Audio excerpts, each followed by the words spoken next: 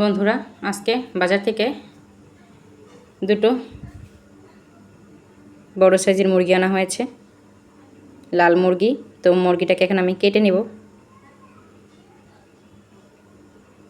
সুন্দর করে কেটে নেব। তো আজকে বাড়িতে মা, বাবা আর ভাই আসছে, তার সাথে আমরা বাসার সবাই আছি, সবাই একসাথে খাবো, যার জন্য দুটো মুরগি আনা হয়েছে।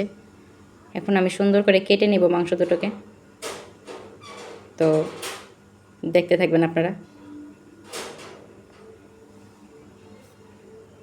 এই যে এখন আমি পিস করে নেব সুন্দর করে। তো নিয়ে নিলাম, দেখুন কি সুন্দর লেগ পিস বের হয়ে গেছে। তো একদম সহজভাবে কেটে নিচ্ছি। তো এখন আমি সুন্দর করে সব মাংসটাকে ছাড়িয়ে নেব আগে ভালোভাবে পাটে পাটে, তারপরে ছোট ছোট পিস করে নেব।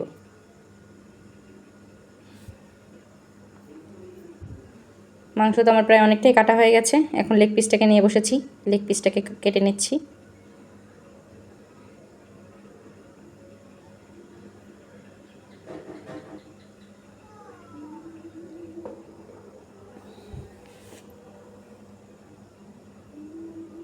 সুন্দর করে কেটে নিয়েছি, সবগুলোকে ছোট ছোট পিস করে নিয়েছি। তো এটাকেও ছোট করে পিস করে নেব আমি এখন।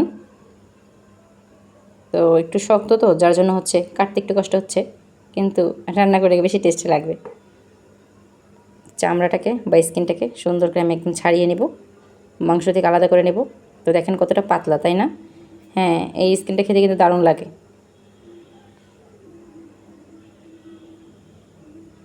আর আমরা সবাই ভালো খাই। তো এই দিক দেখেন, মুরগি থেকে দুটো ডিম বের হয়েছে ফ্রিতে। কেমন লাগলো? তো লেগ পিসটাকে স্কিনটা সারিয়ে নিয়েছি, দেখুন কীরকম হয়েছে দেখতে, ভালোই লাগতেছে কিন্তু, তাই না? এটাকেও এখন পিস করে নেব।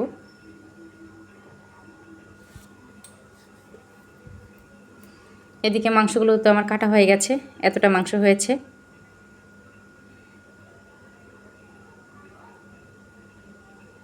এর দিকে আমার ননদ আবার আদা আর রসুনটাকে বেটে নেবে। আদা রসুনটাকে বেটে নিচ্ছে। পাটায় বাটার মশলার কিন্তু স্বাদই আলাদা। তো পাটায় বেটেই আমরা বেশিরভাগই খাই, শুধুমাত্র জিরাটায় ব্লেন্ডার করে নিই। তার সাথে আদা রসুন বা পেঁয়াজ প্রতিদিনই বেটেই ব্যবহার করি রান্নার কাজে। তো বাটা মশলার কিন্তু তরকারিতে দিলে কিন্তু দারুণ লাগে খেতে, আর টেস্টটা অন্যরকম হয়, একটা ঘনত্ব আসে সুন্দর। তো হয়ে গেছে বাটা। আর এদিকে আমি মাংসটাকেও ধুয়ে নিয়েছি, দেখুন পরিষ্কার করে। এখন মাংসটাকে আমি সুন্দর করে মেখে নিব, সব ময় মশলা দিয়ে এখন আমি মেখে নেব মাংসটাকে। দেখুন কি কি দিয়ে মেখে নেই। এদিকে সব মশলা জোগাড় করে নিয়েছি আমি। এখন দিয়ে দিলাম পরিমাণ মতন লবণ বা স্বাদ মতো লবণ।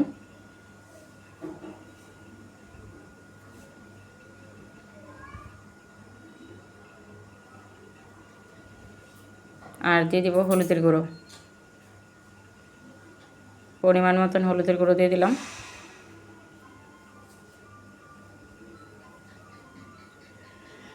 আর মরিচের গুঁড়ো, ঝালটা একটু বেশি দিলাম।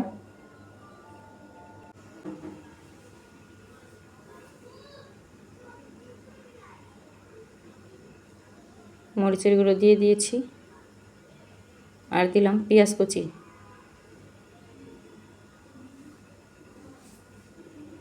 এখানে রসুন বাটা, রসুনটাকে থেতো করে নেওয়া হয়েছে, বেটে দেই নাই। আর আদা বাটা,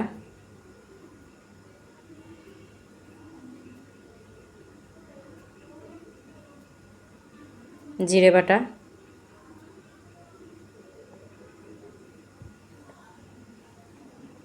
দিয়ে দিলাম তেল,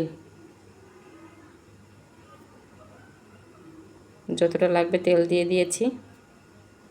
এখন আমি সুন্দর করে মেখে নেব মাংসটাকে। মাংস ভালোভাবে মেখে নিলে দারুণ হয়, মাংসের মধ্যে সব মশলা সুন্দর ঢোকে।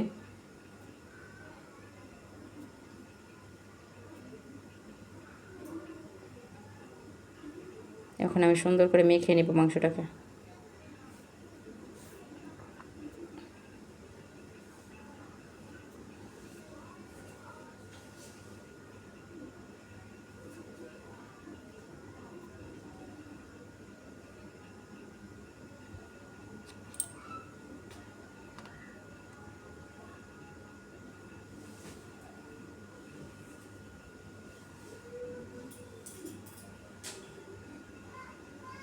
মাংসটা তো প্রায় আমার মাখা হয়ে গেছে।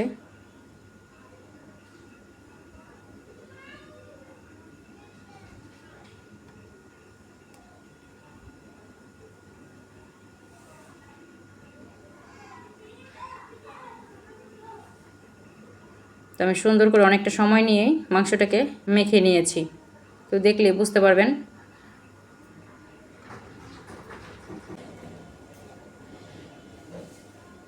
এখন আমি রান্নার জন্য বসিয়ে দেব কড়াই। তো কড়াইয়ের মধ্যে তেলও দিয়ে দিয়েছি বন্ধুরা। আর এখন এর মধ্যে জিরে ফোড়ন দিয়ে দিলাম।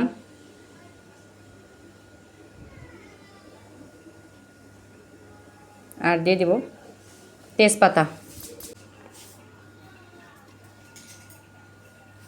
পেঁয়াজ কুচি,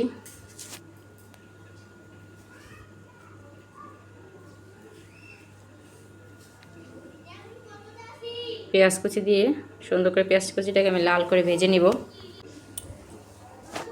পেঁয়াজটাকে সুন্দর করে ভেজে নিয়েছি, দেখুন লাল করে ভাজা হয়ে গেছে। লাল করে ভেজে নিলে পেঁয়াজ থেকে সুন্দর একটা ঘ্রাণ আসে। তো মাংসটাকে এখন আমি দিয়ে দেবো পেঁয়াজের মধ্যে, দিয়ে ভালোভাবে নেড়ে নিব।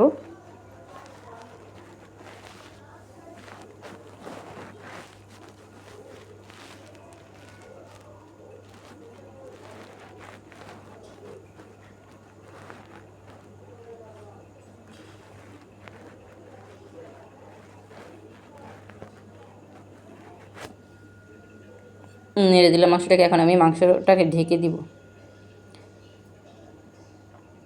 বন্ধুরা এখন আমি পোলাও বসাবো, যার জন্য হচ্ছে পোলাওর চালটাকে এখন ধুয়ে নিব।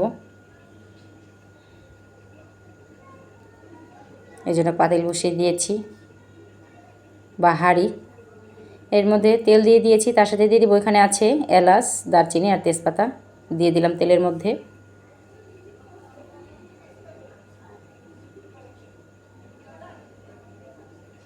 আর দিয়ে দেবো পেঁয়াজ কুচি।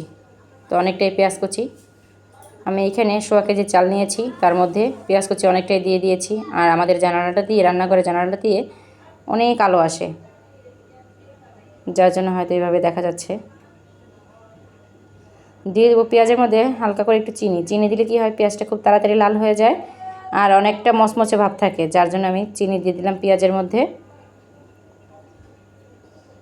তো এটা ভাজা নেড়ে চেড়ে দিব। তো দেখুন বন্ধুরা প্রায় কষানো হয়ে এসেছে। এর মধ্যে দিয়ে দিলাম আমি আলু। তো বড় বড় করে কেটে ভেজে রাখা হয়েছিল। তো ওই ভাজা আলুটাকে মাংসের মধ্যে দিয়ে দিব। মাংসের সাথে এখন আমি কষিয়ে নিব ভালোভাবে আলুটাকে। কষাতে কষাতে মাংসের কালারটা কিন্তু অনেকটাই চেঞ্জ হয়ে গেছে। আর ওইদিকে তো পেঁয়াজটাকে আমি ভেজে নিচ্ছিলাম, পেঁয়াজটাও ভাজা হয়ে গেছে। দেখুন প্রায় বাদামি কালার হয়ে এসেছে। আর একটু গাঢ় করে নেব পেঁয়াজটাকে। আর চাল দিয়ে দিব। তো এই যে চাল দিয়ে দিয়েছি, চালটা ভালোভাবে ভাজাও হয়ে গেছে বন্ধুরা। তো দেখুন ঝরঝরে হয়ে গেছে একদম। এর মধ্যে এখন আমি জল দিয়ে দিব পরিমাণ মতো। তো জল দিয়ে দিয়েছি।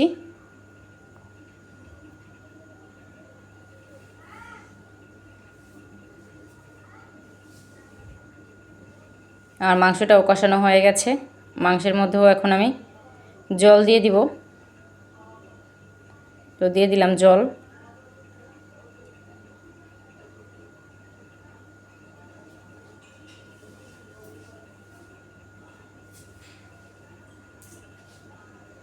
তো ওইদিকে গ্যাস তো শেষ হয়ে গেছে, এখন গরম মশলা বাটা দেওয়া হবে মাংসের মধ্যে। গ্যাস শেষ হয়ে গেছে, যার জন্য হচ্ছে আবার মাটির চুলায় আসা হয়েছে। তো হয়ে গেছে প্রায় মাংস রান্না। এখন আমি নামিয়ে নেব মাংসটাকে।